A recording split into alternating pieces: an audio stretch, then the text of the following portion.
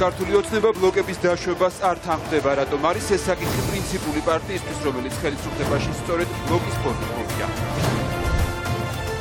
მიწის ნაკვეთის ზღვის ფსკერზე და ივანიშვილის ინტერესები როგორ აფასებენ უპრეცედენტო ფაქტს პოლიტიკაზე.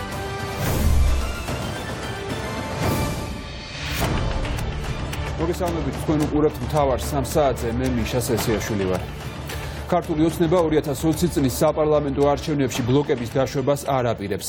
მართველი პარტიისთვის, რომელიც ხელისუფლებაში სწორედ ბლოკის ფორმით მოვიდა, ეს საკითხი როგორც ჩანს პრინციპულია. ოპოზიციაში კი ბლოკების დატოვებას და 3%-იანი საარჩევნო ბარიერის დაწესებას ითხოვენ. საკონსტიტუციო ცვლილებების საყოველთაო სახალხო განხილვა დღეს მცხეთაში იმართება, რომელსაც რუსუდან ჯაბანიშვილი ადევნებს თვალს. ის პირდაპირ ეთერში გვერდება რუსუდან თუ დასრულდა ეს განხილვა და ვინ რა მოთხოვნას აყენებდა დღეს.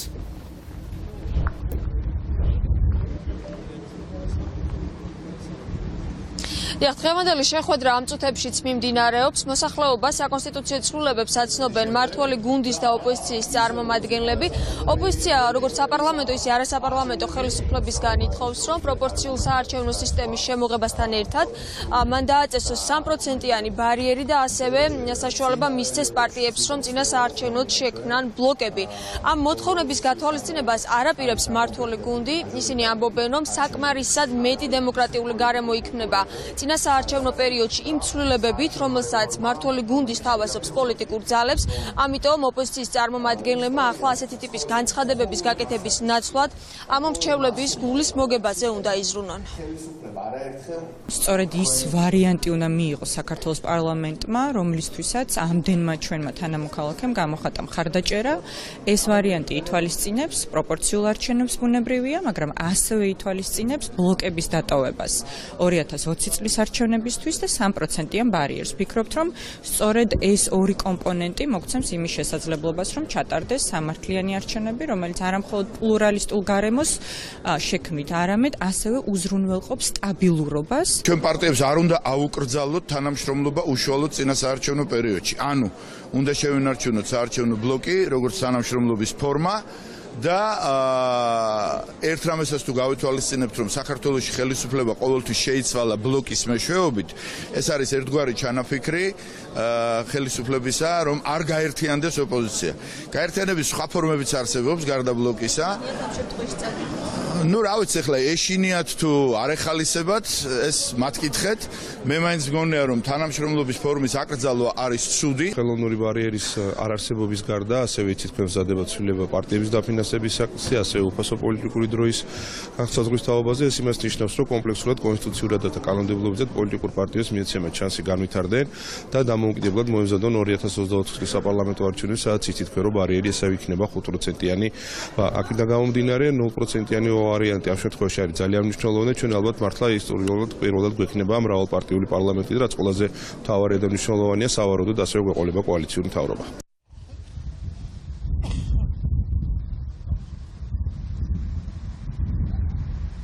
ამ შეხვედრის დაწყების წინ კომენტარი გააკეთა უმრავლესობის ლიდერმა გიაბოლსკიმ, რომელიც ამბობს, რომ მმართველ გუნდში უკვე მიღებულია გადაწყვეტილება, რომ არ დაეთანხმონ ოპოზიციის წარმომადგენლებს და არ ასახონ კონსტიტუციაში ის ცვლილებები, რომელსაც ითხოვს ოპოზიცია, ვინაიდან ნულოვანი ბარიერის პირობებში უკვე აღარ არსებობს ბლოკების შექმნის აუცილებლობა, როგორც ამას ოპოზიციის წარმომადგენლები ითხოვენ.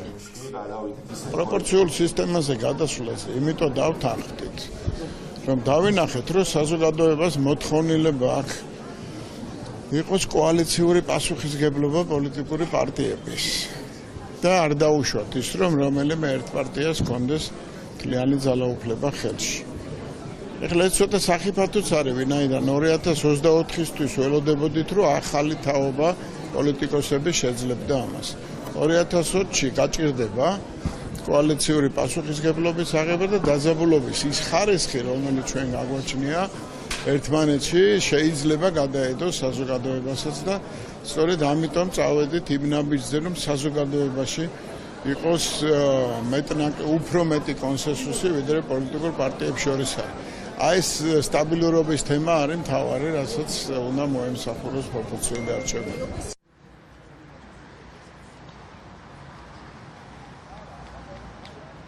მართვალი გუნდის მიერ ინიცირებული საკონსტიტუციო ცვლილებების მიხედვით 2020 წელს საპარლამენტო არჩევნები ჩატარდება პროპორციული საარჩევნო სისტემით, ნულოვანი ბარიერის პირობებში და ბლოკების გარეშე. ოპოზიციის წარმომადგენლები ამბობენ, რომ თუ მათი მოთხოვნები არ იქნება გაზიარებული, ისინი ამ ცვლილებებს მხარს მაინც დაუჭერენ.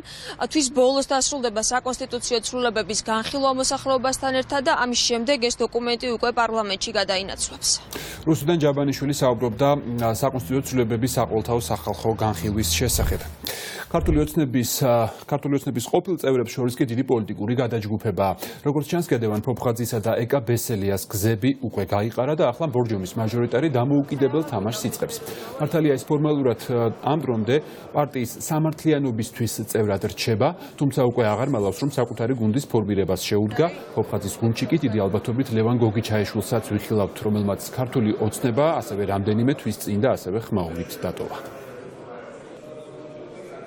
ივანიშვილის ან სააკაშვილის მთავრობა საქართველოს არ ჭირდება და ჩვენ გვჭირდება სახალხო მთავრობა. 2020-ის არჩევნები არის საშუალება ვიბრძოლო სახალხო მთავრობისთვის. არ ამგონია რომ თქვათ ჩემი პირადი ამბიციები უნდა გამოვიდეს წინა პლანზე. რა მთავარი ეხლა არის რომ ეს მოცემულობა რომ ვიღაცის მთავრობა ყავს ქვეყანას, ესე იგი მინისტრები იმაზე კი ფიქრობენ ხალხისთვის რაიმე აკეთონ, არამედ ფიქრობენ იმაზე ბიძინაშვილის თავი როგორ მოაწონონ, აი ეს მოცემულობა უნდა შეიცვალოს. პოლიტიკური პარტიები არ არიან ახლები ჯერ მამუკა ხაზარაძეს პარტია არ აქვს. ის მოძრაობა, დავით უსუფაშვილის მოძრაობა. ისინი ემზადებიან, რომ ფორმირება მოახდინონ თავიანთი პოლიტიკური სტრუქტურის. ჩვენ შეგვიძლია ველაპარაკოთ ყველას, ვერ ვითანამშრომლებთ ერთი იმ ძალებთან, ვის ხელისუფლებაში მოსვლაც არ იქნება სანდო და საიმედო ქვეყნისთვის და მოქალაქეებისთვის. ჩვენ მუშაობთ პარლამენტში და პარლამენტს გარეთ იმისთვის, რომ იმ ადამიანების ერთობა შედგეს, ვისთვისაც ამ ქვეყანაში დემოკრატია, კანონის უზენაესობა, ადამიანის უფლებები, ქვეყნის წარმატება, ეკონომიკური პროგრესი, რეფორმები, ყველაფერი არის ძალიან მნიშვნელოვანი. არაფერი არ ვიცი ამ ფაქტის შესახებ. ისიც არ ვიცი, რატომ უნდა ვიცოდე. არ მაინტერესებს და არც ვიცი რატომ უნდა მაინტერესებდეს. მართლა ესაა ჩემი გულსველი პასუხი, გნებავთ დედას დავიფიცებ, გნებავთ კონსტიტუციაზე დავადებ ხელს, აი კონსტიტუცია მიჭირავს ხელში. არ ვიცი ამის შესახებ, არ მაინტერესებს ეს თემა და არ ვიცი რატომ უნდა მაინტერესებდეს. რატო არ ვიცი რომ რამე მნიშვნელოვანი ხდება და თურმე ესე იგი დეკვალიფიკაცია განვიცადე პოლიტიკაში, მნიშვნელოვანი მოვლენა ხდება და მე კიდე არ ვიცი. ჩორჩანაში რუსი ოკუპანტები ახალ საგუშაგოებს ხსნიან და საქართველოს მიერ კონტროლირებად ტერიტორიაზე მოიწევენ. ამ ყველაფერს კი ხელისუფლება ისევ სიმშვიდეს უპირისპირებს და ამტკიცებს, რომ 1300 მეტრით დე-ფაქტო საზღვარი გადმოწეული იქნა ჯერ კიდევ წინა ხელისუფლების დროს. ეგრეთ წოდებული საზღვრის გადმოწევის ფაქტი უკვე დაადასტურა სადამკვირვებლო მისიამაც. თუმცა ამის მიუხედავად მართველი გუნდი თემას ისევ პოლიტიკური ბრალდებებისთვის იყენებს. თავის მხრივ კი ოპოზიცია ხელისუფლებას უმოქმედობაში ადანაშაულებს და მწვავე დაკრიტიკებს. დოლენჯაშვილი განაგრძობს თემაზე საუბარს პირდაპირ ეთერში. თუმცა რატომ აკრიტიკებენ ამჯერად ოპოზიციის წარმომადგენლები ხელისუფლებას? დუმილი ოკუპაციის საპასუხოდ. სწორედ ეს არის როგორც საპარლამენტო, ასევე არასაპარლამენტო ოპოზიციის წარმომადგენლების კომენტარი იმ პროცესებზე, რაც ახლა ხდება ქვეყანაში და ვითარება საკმაოდ მძიმეა. როგორც იცით, ჩორჩანაში უკვე ოკუპანტებმა ორი საგუშაგო ჩადგეს. ოპოზიცია ამბობს, რომ პროცესები, რომელიც ახლა ქვეყანაში მიმდინარეობს, ნიშნავს იმას, რომ ბიძინა ივანიშვილს არ სურს, რომ პუტინი გააღიზიანოს და შესაბამისად ქვეყნის პრორუსული კურსი, რომელიც უკვე გავრილოვის სისხლიანი ღამის შემდეგ აქვს მთავრობას ფაქტიურად სახეზეა. ქვეყანაში გვაქვს მოცემულობა, როდესაც ბიძინა ივანიშვილი საკუთარი ძალაუფლების შენარჩუნების გამო ატარებს რუსულ ინტერესებს. შესაბამისად, ოკუპაცია, რომელიც გრძელდება საქართველოში და ყოველდღიურად უფრო და უფრო დიდ და ფართო მასშტაბებს იძენს, რასაკვირველია, ზუსტად მიზანმიმართულად რჩება მართველი ძალის ქართული ოცნების, შესაბამისად ბიძინა ივანიშვილის ყურადღების მიღება, ზიანდება უსაფრთხოება და ოკუპაციაც შესაბამისად დატოვეს ყურადღების მიღმა იმისთვის, რომ არ გააღიზიანონ პუტინი და კრემლი. ქართული ოცნება არათუ არაფერს არ აკეთებს იმისათვის, რომ შემაფერხებელი ფაქტორი იყოს მსგავსი ქმედებების და რუსეთის აგრესიის, არამედ მათი განცხადებები პირიქით ახალისებს ამ ოკუპაციას და აი ამ ქმედებებს, რადგან როდესაც ამბობ, რომ საქართველოს დაიწყო ომი და ეს არის ძირითადი კამპანია, რასაც ეწევა ქართული ოცნება, ეს ახალისებს ოკუპანტს და ეს ამ ქმედებისთვის მათთვის, ესე ვთქვათ, გზახსნილია. გავრილოვის ღამე ერთ-ერთი ფაქტორი იყო იმისა და ერთ-ერთი მაჩვენებელი იყო იმისა, რომ ივანიშვილმა ვექტორის შეცვალა, თუ ადრე იყო, ასე ვთქვათ, დასავლური ხაზი და პრორუსული ხაზი, ფაქტობრივად დასავლური ხაზი აქ დაკარგულია და მთლიანად სამწუხაროდ ხელისუფლებამ შეცვალა კურსი. ხელისუფლება ცდილობს მაამებლური პოზიციით რუსეთი დაიყოლიოს, რომ იქნებ შეწყვიტოს საქართველოს პერმანენტული დაჟა განსაკუთრებით აი ამ ბორდერიზაციით. ეს ინტელექტუალური ხასიათის შეცდომა, რამდენიც უნდა მიუშვან ინაშვილი ამერიკის საელჩოსთან ბრაიზას და კრამერის ნონგრატად გამოცხადება მოითხოვონ და პარალელურად რუსეთის მიმართ დატკბნენ ანტიამერიკული და პრორუსული ხაზი არ შველის საქართველოს ქვეყანას და არც ამ ხელისუფლებას. ჩორჩანაში ვითარება თვის დასაწყისში დაიძაბა მაშინ, როდესაც უსაფრთხოების სამსახურმა იქ ქართული საგუშაგო გახსნა და ამ პერიოდის განმავლობაში ქართულ მხარეს ოფიციალურ თბილის კომენტარი ჩორჩანაში მიმდინარე ვითარებასთან დაკავშირებით არ გაუკეთებია. დღეს ჩვენ ვკითხეთ საკანონმდებლო ორგანოს წევრებს, სწორედ შეეფასებინათ ის ვითარება, რაც ახლა ხდება ჩორჩანაში. გია ვოლსკიმ თქვა, რომ ოკუპაცია, რომელიც აი ამ პირდაპირ ეთერის პარალელურად მიმდინარეობს სწორედ ჩორჩანაში, წინა მთავრობის დროს დაიწყო. ეს არ არის თემა, რომელსაც შეიძლება ვედაოთ საქართველოს ხელისუფლებას. ეს არის თემა, რომელიც მთელი სოფლიოს დღის წესრიგშია. რასთან მიმართებაში გადმოწიეს? სადმე იცოდით, საზღვარი არსებობს, სადმე? არა, საზღვარი არის განსაზღვრული 2007 წლის სააკაშვილის ბრძანებულებით, რომელიც იმეორებს სამხრეთ ოსეთის ავტონომიური ოლქის საბჭოთა პერიოდის ადმინისტრაციულ საზღვარს. და GPS-ებით დარბიან ეხლა და აი ამ საზღვარს მიყვებიან. რასაკვირველია, ვერ დაადანაშაულებს სააკაშვილს, რომ ეს საზღვარი მან დაადგინა და მან გასაზღვრა, მაგრამ რეალობაში მიანიშნა იმ ტერიტორიაზე, რომლის ფლობა შეუძლია ოკუპანტს. ჩორჩანაში ვითარება, როგორც გითხარით, დაიძაბა თვის დასაწყისში. ამან პარალელურად გამოიწვია ვითარების დაძაბვა ახალგორშიც. ახალგორის გამშვებ პუნქტზე იქ მისულ ადამიანებს ხვდებათ წარწერა, რომ დაკეტილი არის განუსაზღვრელი ვადით. ზოგადად ქვეყანაში, სადაც ხდება ოკუპაცია, ანტისაოკუპაციო მოძრაობის წევრები, რომლებიც ბოლო 27 თვის განმავლობაში მორიგეობდნენ და პატრულირებდნენ ზუსტად ამ ტერიტორიაზე, მათ იქ ადგილზე შესვლაც კი ეკრძალებათ. მთავარის გადამღები ჯგუფი ჩორჩანაში შესვლას და რამდენიმე დღის წინ იქ შესვლა ჩვენ სამართალდამცველებმაც აგვიკრძალეს. თამთა დოლენჯაშვილი საუბრობდა ჩორჩანაში შექმნილი ვითარების შესახებ.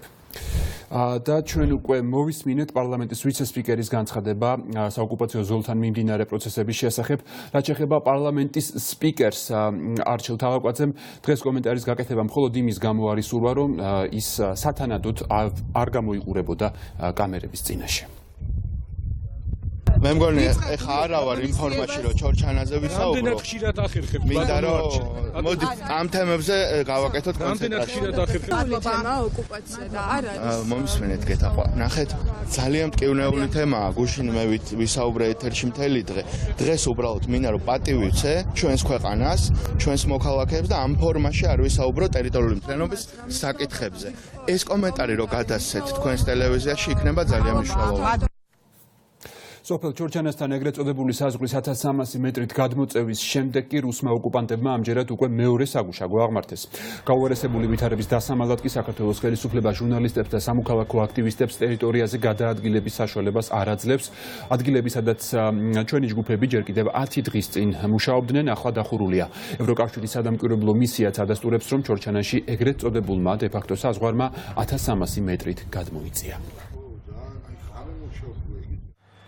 საგუშაგოს გარდა, რომელიც ახლა ამ ეტაპზე არსებობს იმ დღეში და რომელიც გარს უვლის ჩვენი ქართული პოლიციის საგუშაგოს, რუსი ოკუპანტები ამზადებენ დამატებით საგუშაგოებს და ამ საგუშაგოების განლაგების ტრაექტორია გვაძლევს საფუძველს ვფიქროთ, რომ ძალიან მალე ჩვენი პოლიციის საგუშაგო მოიქცევა ალყაში და რუსი ოკუპანტების საგუშაგოები იქნება განთავსებული ჩვენ საგუშაგოს ზემოთ. ჩვენ არ გვეძლევა თავისუფლად გადაადგილების უფლება, როგორც ატოჩი, ასევე მიმდებარე სოფლებში და ჩვენი სამოქალაქო პატრულირება ფაქტობრივად ძალით გაგვაქვს. წნელისი ღამეც არის განათებული, რაც არასოდეს მანამდე ყოფილა.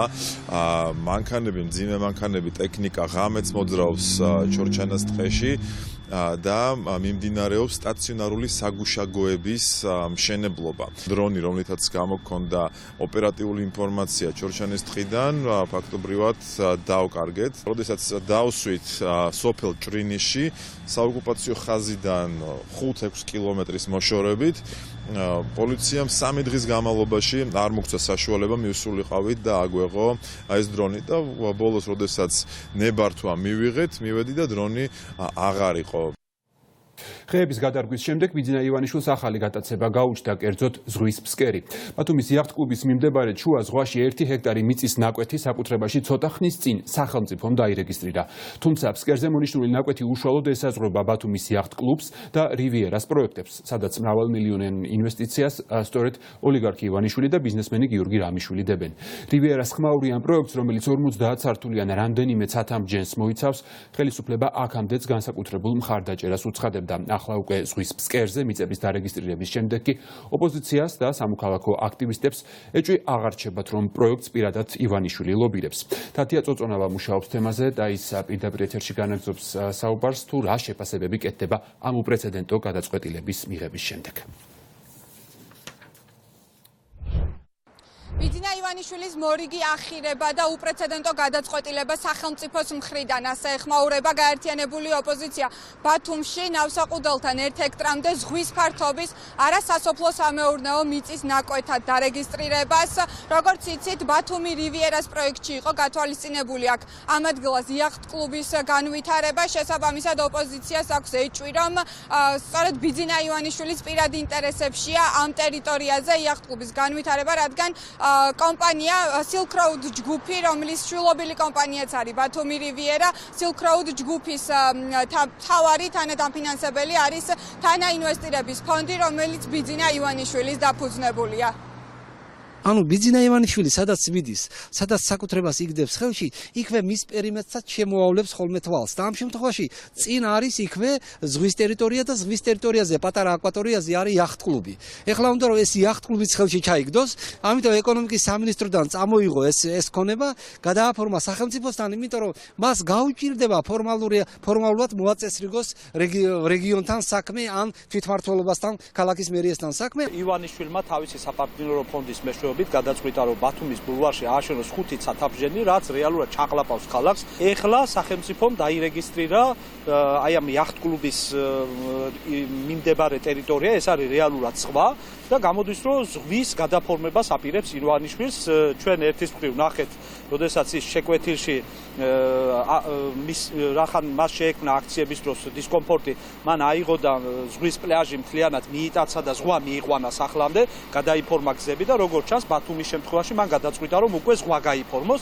ეს არის ტრაგიკომედია.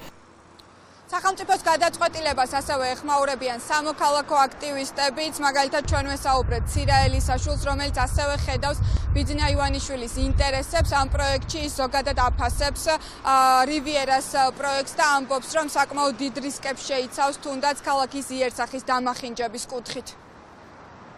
ეს ქალაქი ჩვენ წარმოუდგენელი მასშტაბით შევცვალეთ უარესობისაკენ, თუმცა კუნძულების სახით არსებობდა ტერიტორია, რის გამოც მას ისევ ბათუმად აღვიქვამდით და რა თქმა უნდა ერთ-ერთი იყო რივიერას ტერიტორია, მაგრამ ამ პროექტის განხორციელების შემდეგ აი ეს ბათუმური ხიბლი სამუდამოდ დაიკარგება. სამოქალაქო აქტივისტები და აჭარის მოსახლეობის დიდი ნაწილი უკვე დიდი ხანია აპროტესტებს რივიერას ცათამბჯენების მშენებლობას და ამ პროტესტის მთავარი არგუმენტი არის ის, რომ ცათამბჯენების მშენებლობით ბათუმის როგორც უძველესი ქალაქის ისტორიული ნაწილი დამახინჯდება. თათია წოწონავა საუბრობდა ზღვის ფსკერზე რეგისტრირებული მიწის ნაკვეთის შესახებ და რაში დასჭირდა სახელმწიფოს მიწის ნაკვეთის დარეგისტრირება ზღვის ფსკერზე და რა კავშირშია ეს ნაბიჯი ივანიშვილის ბიზნეს პროექტთან. ამ კითხვებზე მთავრობის წევრებს და მათ შორის გარემოს დაცვის მინისტრს ჯერჯერობით პასუხი არ აქვთ. არ მაქვს ინფორმაცია სამწუხაროდ ეხლა. გარემოს დაცვის მინისტრს არ აქვს ინფორმაცია. თქვენ რასაც მეკითხებით, მე ამის შესახებ არ მაქვს ინფორმაცია. მესია არავინ არის, არც ერთი პარტია, ამბობს გავლენიანი მღვდელმთავარი იაკობი. ქორეპისკოპოსმა ორაზროვანი გზავნილებით მრევლს ამბიონიდან მიმართა და თქვა, რომ თუ არ იქნება საყოველთაო შერიგება, ქვეყანა გადაიჩეხება. გიორგი გახარიასთან დაპირისპირებული ქორეპისკოპოსი გახარიას პრემიერად დანიშვნის შემდეგ საზოგადოების წინაშე პირველად გამოჩნდა. თუმცა ამჯერად პრემიერზე აღარ უსაუბრია და მხოლოდ ის თქვა, რომ თუ ადამიანს პატიება უნდა, ამისთვის შენდობა უნდა ითხოვოს. ხოლო თუ არ სურს ბოდიშის მოხდა, ეს დიდი პრობლემაა. გულისხმობდა თუ არა ამ სიტყვებში მღვდელმთავარი გახარიას უცნობია. შეგახსენებთ, რომ მეუფე იაკობმა სკანდალური განცხადება 1 წლის წინ გააკეთა და თქვა, რომ გიორგი გახარია რუსეთის კაცია და თუ ის პრემიერი გახდება, მაშინ ეს იქნება გზავნილი, რომ მთავრობა ეკლესიას უპირისპირდება. ვერავის ხარს ვერ დაგები, როცა ქართულობა იმათი უფრო მდივა ხოლმე, ვისაც არ ესმის თავიანთი არასწორი საქციელი რა შადია და აუცილებელია, რომ ჩვენ ერთმანეთს მივხვდებით. ბევრი იძახის, რომ ჯერო არ აღიარებენ და რა მივხვდებოდ. ჩვენც არ ქონდა მიტევებული. მონამიებული არ ქონდა უფროსურად, როდესაც ხალმა თავის ჟვარს მიტნა იმ სისხლით გამოგვსნა ჯოჯოხეთიდან და ამიტომ ჩვენს ვალდებულები ვართ უფალს მივხვდებით. ადამიანი თუ ვერ ხვდება, რომ ბოდიში უნდა მოიხადოს, შენდობა ითხოვოს. ვინც გონიერია, მან შეუნდოს, რომ მან შეუნდოს და მე ეს მაგალითი ყველა საჩვენებს თუ როგორ უნდა მოვიქცეთ, იმიტომ თუ ასე გავაგზავნეთ, ქვეყანას დაუყავთ და გადავჩენთ და მე კიდევ ერთხელ ვიტყვი, არ მოვერიდები ამას. მესია არავინ არ არის ჩვენში, მესია ერთი ყავს და ჩვენი მაცხოვარია იესო ქრისტეა და ვერც ერთი კაცი, ვერც ერთი პარტია ვერ ჩვენ თითეული ჩვენთაგან ხო ეპისკოპოსები ვიქნებით თუ ვინ ვიქნებით მესიებად არ გამოვდგებით. ათონელის ქუჩაზე პრეზიდენტის სასახლეს დღეს მოქალაქეებმა ბოქლომები დაადეს. საპროტესტო აქციის მონაწილეებმა ამ ფორმით გააპროტესტეს სალომე ზურაბიშვილის გახმაურებული შეწყალებები და ამბობენ, რომ პრეზიდენტი ამას მხოლოდ საკუთარი ინიციატივით ვერ გააკეთებდა. აქციის მონაწილეების თქმით, საქართველოს პრეზიდენტი დასაბმელია, მისი ქმედებები კი სახიფათო ქვეყნისთვის, სწორედ ამიტომაც აქციის მონაწილეებმა ათონელის რეზიდენციას და მის კარიბჭეს დღეს ბოქლომები დაადეს. სალომე ზურაბიშვილი გახდა დასაბმელი, თვითონ მოუწოდა მთავრობას, რომ გადაიხედათ მისი უფლებებისათვის და საკუთარ თავს ისე აუკრძალა მკვლელების და კრიმინალების შეწყალება, თითქოს უნებლიეთ შემთხვევით იწყალებდეს ამ ადამიანებს. ჩვენ არ გვჭირდება პრეზიდენტი, რომელიც შეიწყალებს კრიმინალებს და ამით კიდევ ერთხელ ხაზი გაუსვას, რომ სალომე ზურაბიშვილი როგორც პრეზიდენტი და გახდა დასაბმელი. არ შეიძლება 22 წლის პოლიციის მკვლელი შეიწყალო, არ შეიძლება 18 წლის მოზარდის მკვლელი შეიწყალო, არ შეიძლება შენს ქვეყანას ომი დააბრალო, არ შეიძლება ძებნილი შეიწყალო, აქედან გამომდინარე გადავწყვიტეთ, რომ ასე სიმბოლურად ბოქლომები ჩაგვეკეტა პრეზიდენტი და დაგვება პრეზიდენტი. დღეს ჩვენ ხედავთ პრეზიდენტს, რომელიც პირდაპირ ხელყოფს ადამიანებს და ათავისუფლებს მკვლელებს. ჩვენ ხედავდით, როდესაც ის ათავისუფლებდა პოლიციის მკვლელებს, შემდგომ მან უკანონოდ განთავისუფლა საერთოდ ძებნილი. ამიტომ აქედან გამომდინარე ჩვენი მოთხოვნა და ძირითადი ქმედება არის ის, რომ ეს ადამიანი არის დასაბმელი, ის აღარ არის ჩვენი კანონიერი პრეზიდენტი. ჟურნალისტური ეთიკის ქარტია საგანგაშოდ მიიჩნევს ბათუმელებისა და ნეტ გაზეთის დირექტორის ოჯახზე განხორციელებულ ზეწოლას. ამის შესახებ საგანგებო განცხადება ქარტიამ ცოტა ხნის წინ გამოაქვეყნა. ბათუმელები, რომლის გამოცემა ასევე ნეტ გაზეთი გამოირჩევა კრიტიკული მასალებით, ჟურნალისტური გამოძიებებით და ხაზგასასმელია ისიც, რომ რეგულარულად აშუქებს სამართალდამცავი უწყებების საქმიანობას. წერს მედია გაერთიანება. შეგახსენებთ, რომ ორი დამოუკიდებელი მედია გამოცემის დირექტორის ოჯახის წევრების წინააღმდეგ შინაგან საქმეთა სამინისტრომ დევნა დაიწყო და ჩხრეკა გაატარა მზია ამაღლობლის სახლში. იმის მიუხედავად, რომ ოჯახის ის წევრები, ვისაც სამართალდამცველებმა ბრალი წაუყენეს, ამაღლობელთან არც ცხოვრობდნენ და არც მის მისამართზე რეგისტრირებული არ ყოფილან. გამოცემის დირექტორი პირდაპირ ამბობს, რომ ადგილი აქვს მისი დაშინების მცდელობას. პროტესტის პირველი ღამე რუსთაველის გამზირზე გავრილოვის პატიმრების გათავისუფლების მოთხოვნით კიდევ ერთი კარავი საქართველოს პარლამენტის შენობის წინ გაიშალა. აქციის მონაწილეები ამბობენ, რომ 20 ივნისის საქმეზე დაკავებული ყველა პირი, მათ შორის ირაკლი ოქრუაშვილიც არის სწორედ პოლიტიკური პატიმარი და გავრილოვისა და ივანიშვილის პირადი მძევალი. პარლამენტის შენობასთან ასევე კარვები აქვთ გაშლილი მალხას მაჩალიკაშვილს და დეკანოს გიორგი ამალაძის ძმას. ყველა პოლიტიკურ პატიმარს უცხადებს სოლიდარობას და ჩვენს გავსად ყოველ დღე, ყოველ ღამე აქ იქნება ხალხი, რომელიც არ დაივიწყოს პოლიტიკურ პატიმარს და მთელ საქართველოს, მთელ მსოფლიოს გააგონებს, რომ არ დათმობენ ამათ ციხეში დატოვებას რა. მთელი ღამე ვიყავით გუშინ, ციოდა, მაგრამ საერთოდ არ გვაინტერესებდა არანაირი სიცივე, რადგან თვლით, რომ ეს საქვეყნოდ საქმე არის, რომელსაც ჩვენ ვაკეთებთ აქ. აუყოვნებლად უნდა განთავისუფლდეს პოლიტიკურ პატიმრები, დაწყებული ყობა კოშაძე დასრულებული ირაკლი ოქრუაშვილით და რაც ყველაზე მთავარია, ამ ქვეყანაში დაისადგუროს სიმშვიდემ, შევეცდებით რომ ჩვენ სისხლიან ხელისუფლებას, ასე მშვიდად რო ვთქვათ, შევაგნებინოთ, რომ 21 საუკუნეში საქართველოში ადამიანები ქვეყნის სიყვარულს არ უნდა ижებოდნენ და პოლიტიკურ პატიმრები არ უნდა არსებობდნენ. გორში სოფელ რენეს მოსახლეობა ხელისუფლებას დაშინებასა და შანტაჟში ადანაშაულებს. თავის მიზეზი ადგილობრივთა კუთვნილი მიწებია. მათ ყანებში ახალმა გასადენმა უნდა გაიაროს. კომპენსაცია კი, რომელსაც ხელისუფლება სთავაზობს, მინიმალურია. კერძოდ 18 თეთრი 1 კვადრატულ მეტრზე. ადგილობრივებმა ამ ფასად მიწის სახელმწიფოსთვის დათმობაზე უარი თქვეს. ამის შემდეგ კი მათი თქმით მათი დაშინება და ზეწოლა დაიწყო.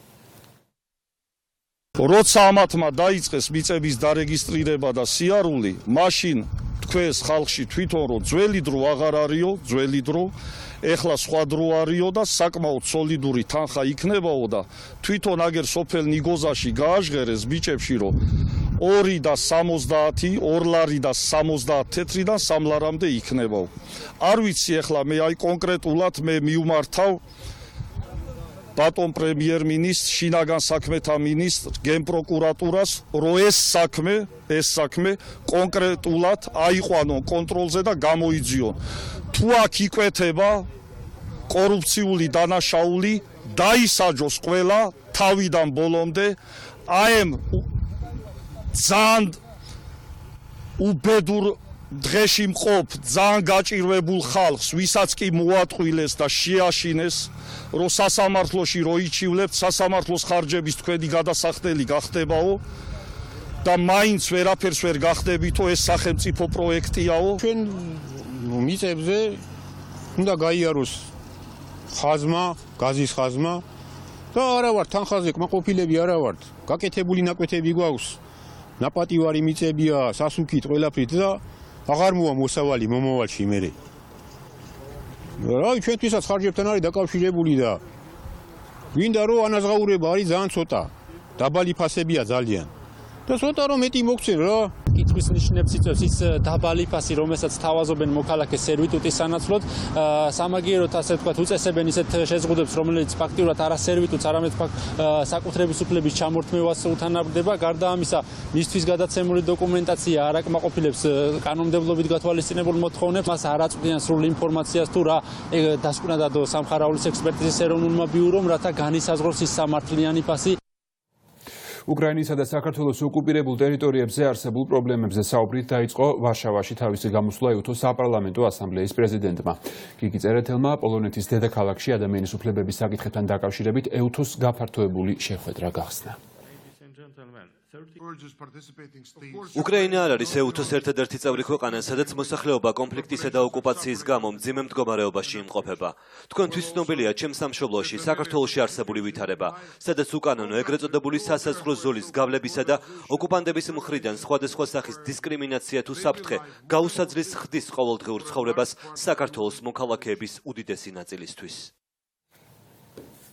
ხულოს მუნიციპალიტეტში 78 აგარაკი გაძარცვეს. სხვადასხვა სოფლებში მოსახლეობის კერძო საკუთრებიდან გაიტანეს ყველაფერი, რაც ღირებული იყო. შინაგან საქმეთა სამინისტრო აცხადებს, რომ დანაშაული გახსნა და უკვე დააკავა 24 წლის ახალგაზრდა, რომელმაც მარტომ გაძარცვა 78 აგარაკი. პოლიციის ინფორმაციით სასამართლოს განჩინებით ბრალდებული სახლის ჩხრეკაც ჩატარდა და ნაკურდალი ნივთები ამოღებულია. დაკავებულს 4-დან 7 წლამდე ვადით თავისუფლების აღკვეთა ემუქრება. ავღანეთში დაღუპული ქართველი სამხედროს ვასილ ყულჯანიშვილის გარდაცვალებიდან 4 წლის თავზე ბაგრამის საავიაციო ბაზაზე სხვადასხვა მემორიალური ღონისძიებები გაიმართა. ყულჯანიშვილის სახელი სამხედრო ბაზის ერთ-ერთ მოედანს მიენიჭა. დაღუპული მეგობრის საპატივცემულოდ კი კოალიციური ძალების წარმომადგენლებმა მარათონი მოაწყვეს. მეოთხე მექანიზებული ბრიგადის 53 ბატალიონის სამხედრო მოსამსახურე ვასილ ყულჯანიშვილი 2015 წლის 22 სექტემბერს მეამბოხეების მიერ განხორციელებული თავდასხმის შედეგად გმირულად დაიღუპა. მნიშვნელოვანია გვახსოვდეს არა მარტო ვასილი, რომელმაც თავისი სიცოცხლე შესწირა, არა მარტო მისიას, არამედ ჩვენი ქვეყნის ინტერესებს. ასევე თითოეული ადამიანი, რომელმაც მისიაში თუ ქვეყნის დაცვისთვის თავისი სიცოცხლე გაწირა. ძალიან მნიშვნელოვანია, რომ ვიცოდეთ, რა ხელა საქმე არის ეს და რამდენად დიდ და მნიშვნელოვან საქმეს ემსახურება თითოეული ადამიანი. ჩემთვის დიდი პატივი იყო ვასილ ყულჯანიშვილის სახელობის მარათონში მონაწილეობის მიღება. ჩემთვის მაგაც საცხარულო, რადგან გავედი საპრიზო ადგილზე და ჩვენ ბიჭებს ყოველთვის გვემახსოვრება ჩვენი საელა. ძლიერი ქარისა და უხვი ნალექის გამო ბოლო 24 საათში საგანგებო სიტუაციების სამსახურის დახმარება 300-მდე ადამიანს დასჭირდა. ძლიერმა ქარმა წააქცია ხეები და აზიანა სახურავები. უხვი ნალექის გამო 20 შეტყობინება დაფიქსირდა ბათუმში, სადაც წყალი ჩავიდა სარდაფებში, დაიტბორა ეზოები და მაღაზიები. სტიქიის შედეგად არავინ დაშავებულა.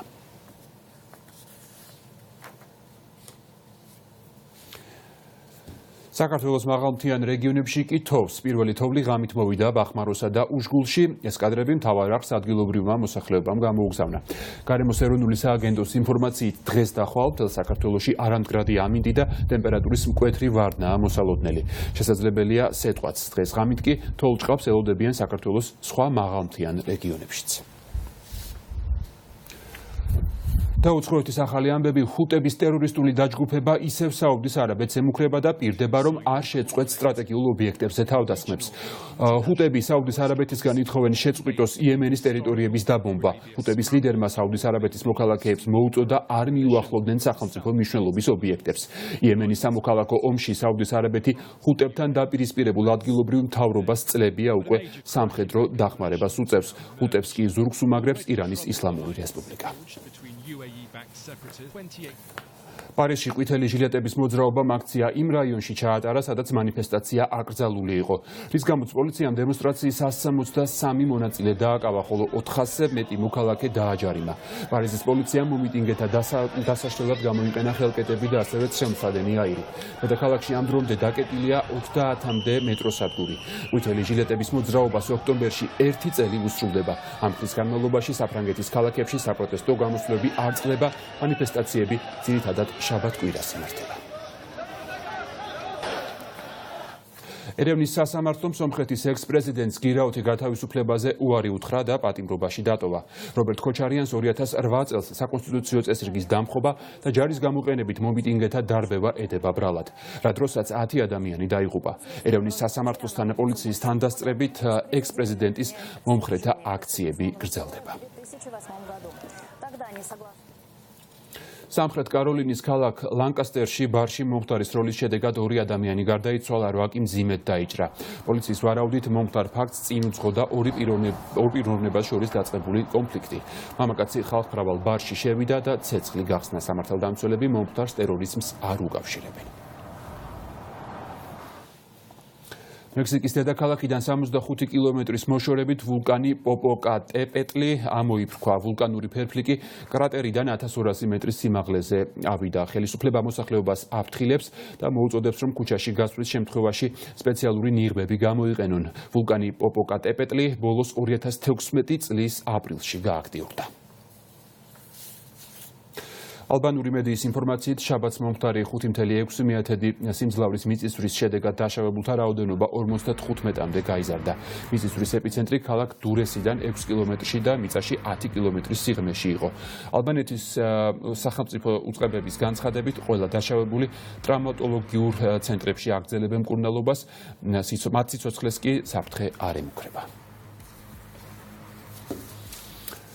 ერთი დღე ავტომობილის გარეშე ამ დღეს მთელ მსოფლიოში სხვადასხვა ფორმით აღნიშნავენ ცხადია ავტომობილების გარეშე. თბილისში ველოგარბენი მოეწყო ალიანსის საგზაო უსაფრთხოებისთვის ორგანიზებით. მაშინ მონაწილეობა მიიღეს ხელისუფლებისა და დიპლომატიური კორპუსის წარმომადგენლებმაც.